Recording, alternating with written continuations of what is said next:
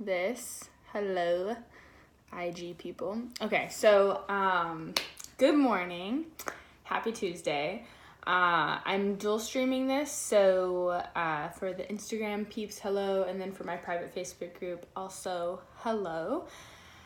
Today I wanted to talk to you guys about shifting your identity from a unhealthy person to a healthy person. And I kind of wanted to explain this in a way that I think you'll understand. So I'm going to tell you a story. All right. So a few weeks ago, I was at Sephora with my wife, and we were shopping around, whatever. I don't really care about makeup, but we're shopping around looking at like all the makeup items or whatever. And hi, Deborah. And there was this young girl, she's like probably 14, and you could tell it was like her first time purchasing makeup, right? So she's like getting all these items, she's with her mom, it's like this exciting event where she's picking out her like first ever like makeup set.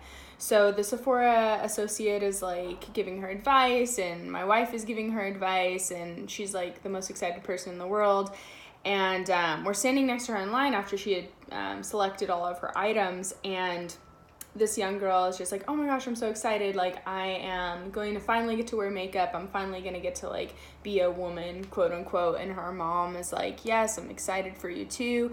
Now that you're making this transition, you're making this shift, this is going to be something that you need to make sure you save up your money for, make sure you budget for, so that you can make it a part of your life. And this young girl's like, yes, absolutely. Like, I'm going to like allocate. I mean, she didn't say it like this. I'm saying it like how I would say it, but she's basically like, I'm going to save up my money, I'm going to save up my coins, and I'm going to invest in this makeup because now I'm transitioning from being a girl to being a woman. And so, being very excited, she's just happy to make this transition. There's no turning back. She knows that for the rest of her life, like, she's making this mark of like, I'm now going to begin wearing makeup and doing these things that girls do. Anyways, how the fuck does this relate to fitness? So I work with basically beginners in the fitness industry. I work with women who are going from not being healthy at all to finally making fitness a part of their lifestyle. They're finally, learning how to eat right, learning how to exercise, learning how to make these habits, right? And I think initially everyone just kind of thinks like, oh, I need someone to tell me what to do, and then I can like figure it out from there, right? But what they don't realize is that there's literally an identity shift that needs to occur, just like the one that happened with that girl at the Sephora that day. She went from a girl to, identifying as a woman. And in order for you to go from like a non-fit person or someone who's like discontent with their body to being someone who is in love with their body and takes care of their body and values all of that, there are literally life changes that need to happen from the inside that will reflect outside. And this usually like is triggered by a like, I call it a tipping point or like a fuck this moment, right? Like it's that day that you you try on your favorite pair of jeans and they no longer fit, or it's the day you take a picture and you just can't, you can't get the angles right in a way that you feel confident in the photo. It's that moment, whatever that moment is for you, is the moment that you decide that, hey, this is not good. This is not something I can tolerate. I want to change this forever. So it all starts with that tipping point. But then you have to literally like look at your behaviors, look at your spending patterns, and look at everything that you do in your life. And one by one, you need to align all of those behaviors with things that will align with that of someone who's like a healthy person or someone who values their health. So a good example is like someone who is not content with their body, doesn't value their health, most likely spends all of their disposable income on going out with friends, probably drinking sometimes, probably fast food, probably doesn't really prioritize their morning and discipline themselves in a way that, is conducive to being fit and lean and feeling good, right? And so it can be really frustrating when it's like you try on health, you try on like, oh, okay, like cool, like I'm gonna try on this diet, like the same way you try on a sweatshirt, and you're like, cool, I'm trying on this this diet for a couple of weeks, or I'm trying on this exercise program for a couple of weeks, but then once that time frame is over and maybe you've reached like some kind of milestone, then you stop, and then you start to fall back in those old habits and old routines because you haven't actually made an identity shift. You've just tried it on, right? So then we need to ask ourselves, like, how do we make this permanent? How do we make this change forever? Well, one, it starts with a decision. It starts with deciding, like, hey, I'm not going to try on this sweater of fitness. I'm not going to just put it on for a week or two. I'm literally going to tattoo it on my body. Like, I'm tattooing loving myself, caring about myself, and prioritizing health and fitness on my body. So it's something that's always at front of mind. And it's a priority over everything else. And that means that if anything in life happens, because life always does happen, there's no getting around that. Hey, what's up, Devontae? There's no getting around life happening. It always does. Then no matter what, you're still going to prioritize the habits, behaviors, and beliefs that are necessary for being aligned with a healthy person. If you ever, I might be on a little bit of a tangent, but like if you ever have met a healthy person who's been through shit, like, I mean, I've been there. Like, when I'm going through really, really hard times, it doesn't matter what's going on in my life. I still make it a point to exercise. Like, it doesn't matter. I could be going through like the shittiest of the shittiest of the shittiest times, but because my identity, like literally everything I do, it is ingrained in me to like value my health. It doesn't matter. Like, I don't gain weight in those scenarios, and it's no coincidence. It's not because I have a magic metabolism or like it's so easy for me. It's because I prioritize exercise, hydration, and sound diet over other things, even when life is hard. And actually that discipline makes the difficult times a lot easier. You know, so it really is about priorities. But again, how do we develop those priorities? How do we make it like a thing, right? Well, it's just recognizing that you're going to be embodying these new things. So let's compare like someone who's healthy, someone who's not, where they allocate their funds, because money's energy. Let's be real. Like, I can guarantee you, if I look at your bank statements, even if I've never met you, I've never seen you, I can probably deduce from your spending habits how your health is and how your health habits are. So you've got a person who's like doesn't value health or whatever, or maybe they think they do, but they really don't. Most of their excess money and time is spent on going out, fast food, because they don't prioritize their time to like prepare foods, and like like maybe going to the movies, maybe like, I don't know, doing activities like that where it's very sedentary, very whatever, versus someone who values health. They're going to, like, their excess income doesn't go to going out. It usually goes to a coach, or someone, a gym or whatever. It goes to, eating healthy foods, making foods at home. Their excess time is disciplined and set aside to like make sure their meals are planned and things like that. And then instead of like partying and stuff, maybe they sign up for like 5Ks, maybe they do like CrossFit events, maybe whatever.